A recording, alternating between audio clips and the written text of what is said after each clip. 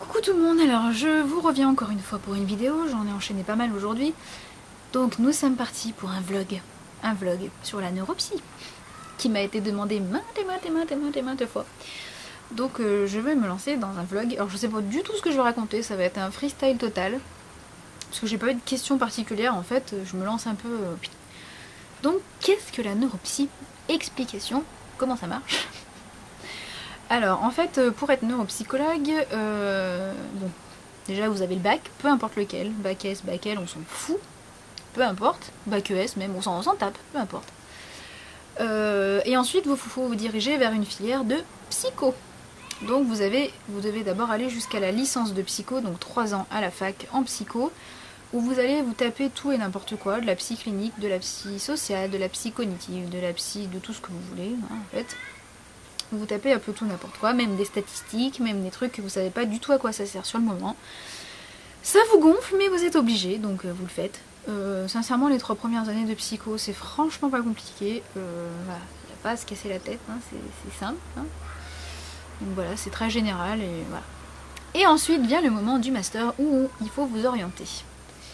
Et moi j'avais pris option psychologie cognitive qui regroupe en fait c'est les sciences de la cognition un peu, enfin les sciences des fonctions supérieures du cerveau en gros, c'est-à-dire comment marche la mémoire, comment marche tout ce qui est attentionnel, comment marchent les gestes, comment etc. Bon, moi je suis partie là-dedans, j'ai fait 1 an là-dedans, donc mon master hein, je l'ai validé. Et ensuite vous avez le choix entre une filière professionnelle en neuropsychologie ou une filière recherche. Moi je suis partie dans une filière recherche avec l'objectif de faire une thèse. Donc voilà, donc je suis partie là-dedans, j'ai fait mon master 2 neuropsy. Sachant que je crois toujours qu'il n'y a qu'un seul master national, hein, je crois qu'il n'y en a qu'un, un master recherche, donc il n'y a que 30 places en France, ce qui est un peu juste, mais bon voilà. Et ensuite, donc ça vous ouvre les portes d'une thèse, etc., qui se fait sur 3, voire 4, voire 5 ans, ça dépend, voilà. Ça, à la limite, on s'en fiche, c'est un peu des... Enfin, quand vous avez en fait dans une filière recherche, votre but n'est pas d'être du tout neuropsychologue, votre but est d'être maître de conférence à la fac, est d'être... ouais, enfin, plutôt un truc dans l'enseignement, voilà. Ensuite, il y a le téléphone, j'espère que mon papa va répondre. Il a répondu.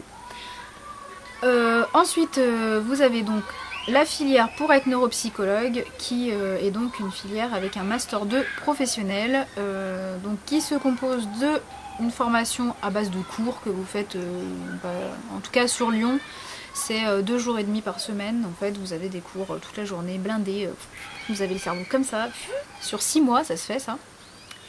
Parce qu'on vous blinde bien le cerveau, hein, vous comprenez plus rien à la sortie, vous avez le cerveau complètement allumé, enfin bref c'est une horreur. Donc vous avez ça, sachant que les masters professionnels, il n'y en a pas de partout non plus en France, hein, il y en a une dizaine je crois en France, peut-être un peu plus, mais voilà. Et donc c'est équivaut à une quinzaine de places par master en fait, hein, donc voilà, c'est pas énorme non plus.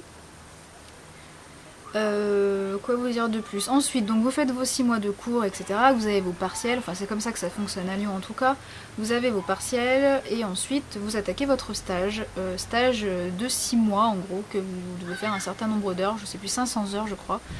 Donc dans un service en hôpital, ça peut être un service de gériatrie, un service de neurologie, un service de pédiatrie, un service de ce que vous voulez, à partir du moment où il y a une neuropsychologue qui travaille depuis plus de 3 ans dans le service et qui est à plus de 80% je crois, ou à plus de 50%.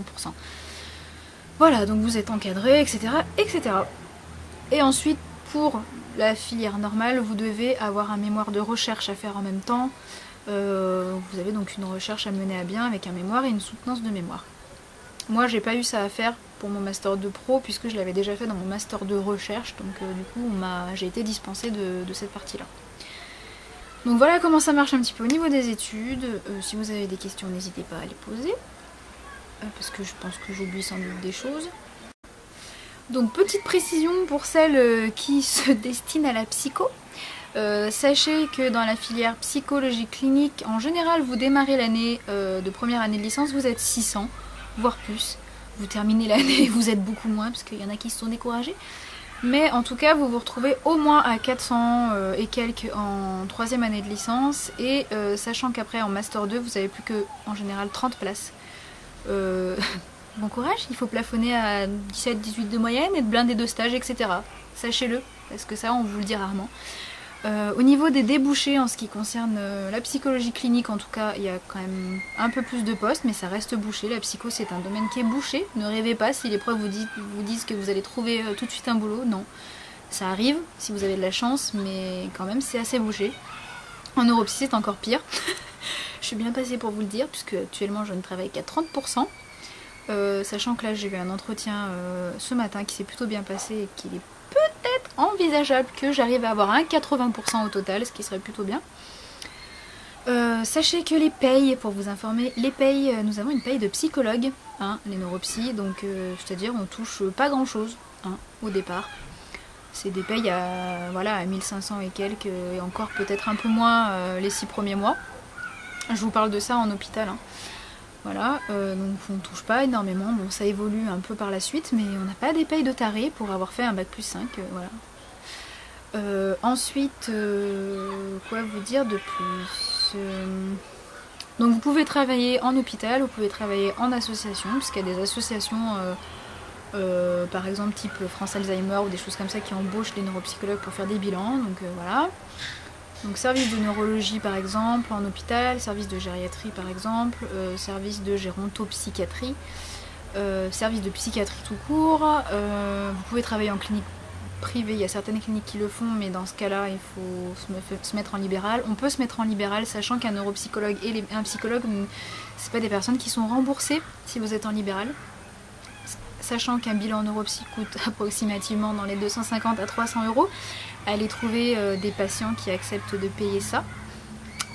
Donc en gros, se lancer en libéral, c'est un truc hyper casse-gueule. Donc je vous conseille plutôt de vous aiguiller au moins d'abord vers quelque chose en hôpital ou etc. Donc les postes sont peu nombreux. En général, on cumule les temps, c'est-à-dire un 30% par là, un 50% par là, un 30 par là, un 20 par là, enfin voilà, c'est un peu un cumul de trucs.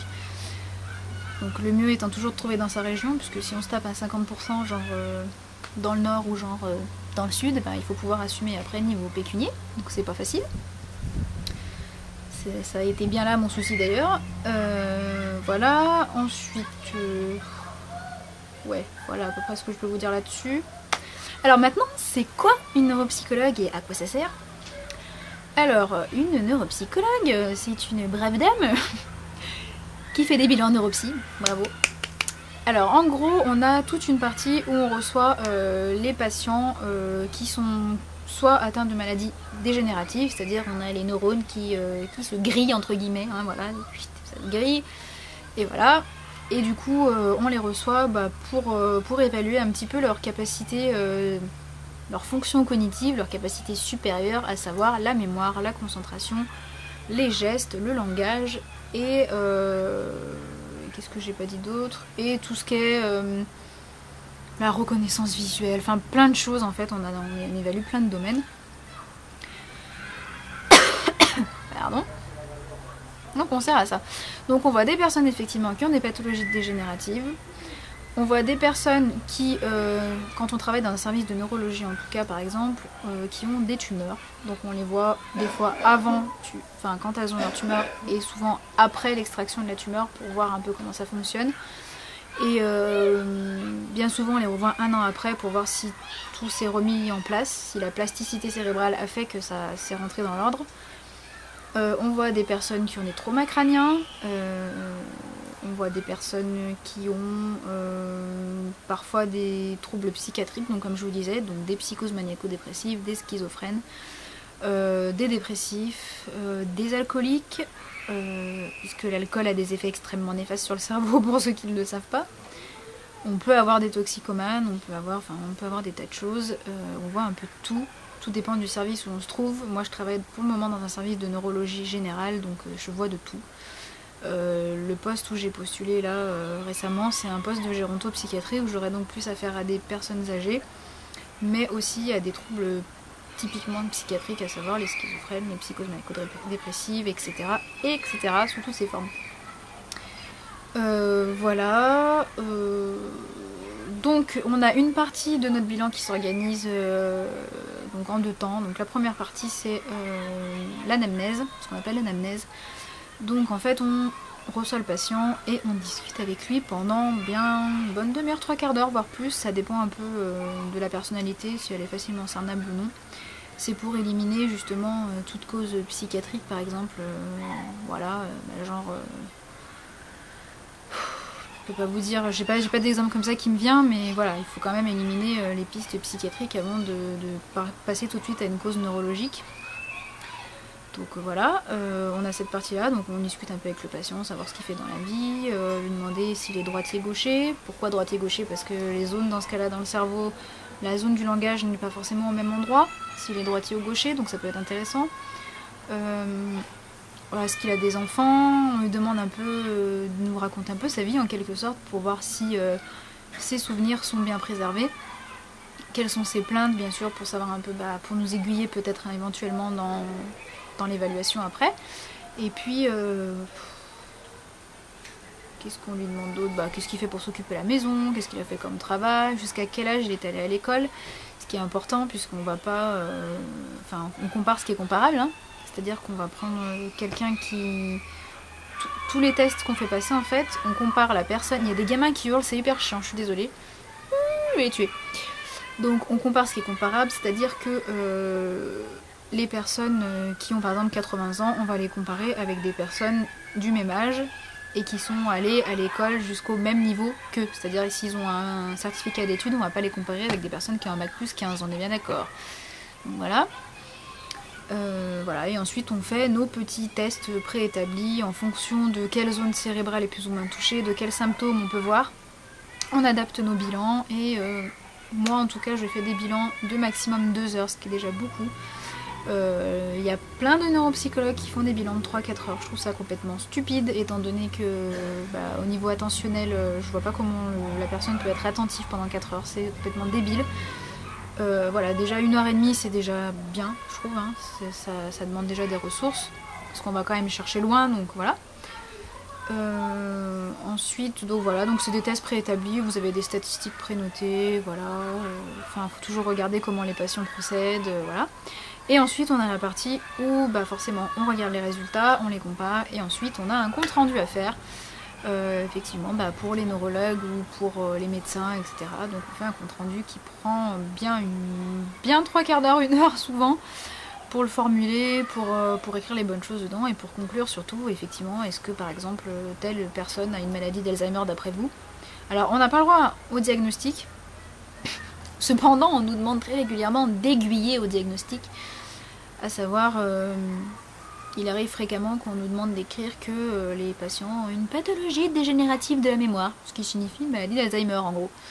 Voilà, donc c'est un petit peu stupide finalement de dire qu'on n'a pas le droit au diagnostic, mais en même temps on n'est pas médecin, donc c'est logique qu'on n'ait pas le droit au diagnostic, mais en tout cas on aide énormément les neurologues etc. à poser des diagnostics.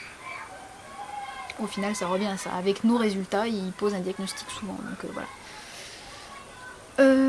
Voilà.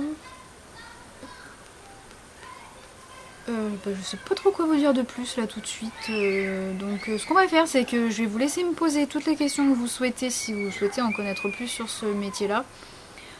N'hésitez pas à me poser des questions en commentaire et à la limite je ferai un deuxième vlog où je répondrai à toutes vos questions. Ce sera beaucoup plus simple que de répondre à chacun parce qu'il y en a peut-être que ça intéresse, etc. Donc n'hésitez pas. Maintenant ce que je vais faire c'est que je vais aller assassiner les gamins qui jouent en bas et qui sont en train de hurler. Et puis sur ce je vous embrasse, bisous.